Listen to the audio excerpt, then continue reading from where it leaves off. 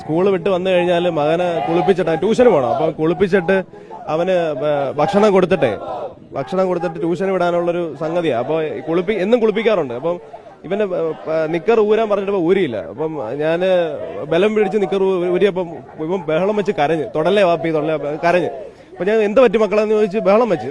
ഞാനും ഭയങ്കരമായിട്ട് പാനിക്കായി, കാരണം ചോര പൊടിഞ്ഞു വന്നിരിക്കുവായിരുന്നു ആ സമയത്ത്.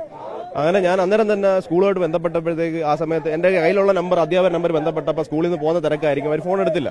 ഞാൻ നേരെ കൊല്ലം ജില്ലാശുപത്രിയിൽ പോയി.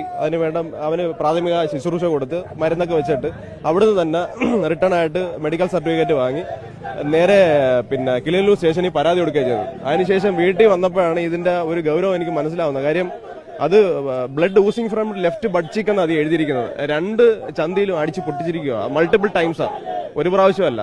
ഇത് ഞാൻ കുഞ്ഞിനോട് ചോദിച്ചപ്പോൾ കുഞ്ഞ് പറയുന്നത് വെച്ച് കഴിഞ്ഞാൽ ഈ ഡെസ്കിന്റെ മുകളിൽ ഇവന്റെ കൈ 2 പിടിച്ച് ബലമായി വെച്ചിട്ട് വലത്തെ കൈ കൊണ്ട് അടിച്ചിരിക്കുക. അപ്പൊ കുഞ്ഞിന് കൈ കൊണ്ട് തടുക്കാൻ പറ്റിയില്ല.